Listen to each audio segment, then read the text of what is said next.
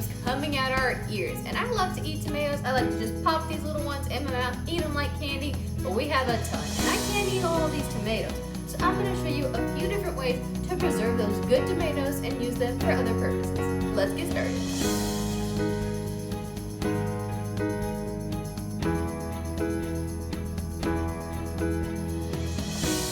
So the first one that we're gonna do is we're gonna dehydrate some tomatoes. Now how you do that is we take a tomato, cut it in half, and put it on our little rack here. Now you can sun dry them, oven dry them, or dehydrate them like we're gonna do today. And we're gonna dehydrate them for 5 hours. You can put dehydrated tomatoes in breads, soups, salads, pastas, pretty much anything you want to put dehydrated tomatoes in, you can. Alright, I'm going to fill up the rest of these trays, then we'll get it going for 5 hours.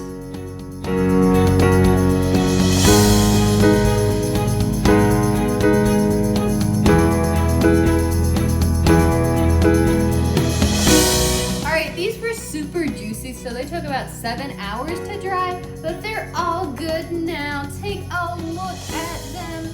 And now you can put them in a freezer bag, pop them in the freezer for later use, put them in an airtight container, put them in some pasta, whatever you like.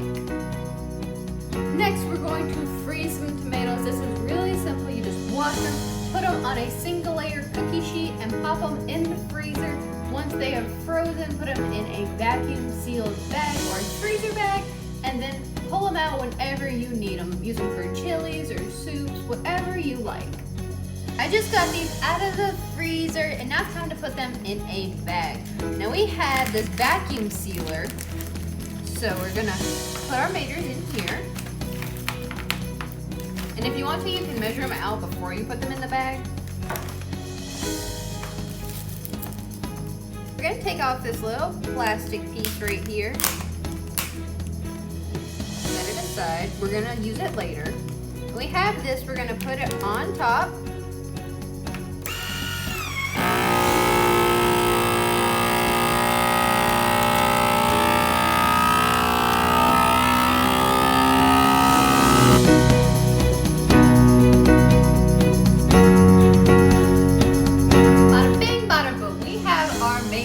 Vacuum sealed, and I'm going to label them because it's very important to label whatever you are vacuum sealing. You can put these in the freezer and you can use them for chilies or soups. Alright, now we're going to make some roasted tomatoes. These are super simple and we're going to eat them when they come out of the oven. It's going to taste great. We have 2 tablespoons of balsamic vinegar and 1 tablespoon of olive oil. Put about a teaspoon of garlic powder, and then some salt, just a little bit, and a little bit of pepper. Alright, mix it up, and if you want to add a little bit of sugar to balance out the acidity of the vinegar, you can. I'm just going to leave it like this. Alright, this is good. Alright, we're going to pour these on our cookie sheet. And then bake them at 425 degrees for 20 to 25 minutes. Alright, these just came out of the oven. They smell amazing. Now it's time for a little bit of a taste test. Tastes really good. It'd be perfect for a side dish. Put them on top of some hummus and some pasta. Now we're going to roast some cherry tomatoes for a cherry tomato pasta sauce. So we have some olive oil. We're just going to drizzle over the top. And then we have some basil salt to give it a little extra flavor. And if you don't have basil salt, you can use normal salt. I'm going to crack some pepper on the top.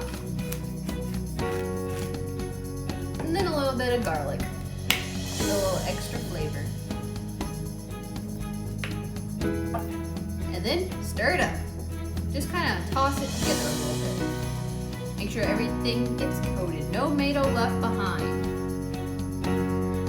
Now we're going to roast these at 425 degrees, anywhere from 30 to 45 minutes, just when your tomato skin gets wrinkly, because it all depends on the size of your tomato. All right, here are the other cherry tomatoes that we put in the oven. We roasted them for about 30 minutes. Now, if you want a little bit more char on them, you can put them in for another 10. This is about all I like. And now we have a spoon and we're gonna scoop them into our blender to make our sauce. Now this is where you can add your herbs, whatever seasonings you like. I'm just gonna blend it up and then we're gonna put some meat in it, some ground beef, put it over some noodles and have some spaghetti.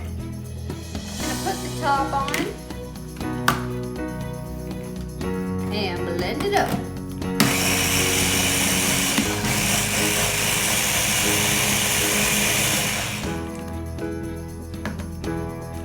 Now I'm going to take a taste to see what herbs and spices I need to add when I add my hamburger meat. It tastes pretty good, but I think it could use a little bit of oregano to give it some extra flavor. Alright, we have a pound of ground beef. I already browned it and drained it. Now I'm going to pour on my sauce. Oh yeah. And now I'm going to add a little bit of oregano. You can add some Italian seasoning, fresh basil, whatever you like. Now we're going to mix this up and serve it on top of some noodles as spaghetti.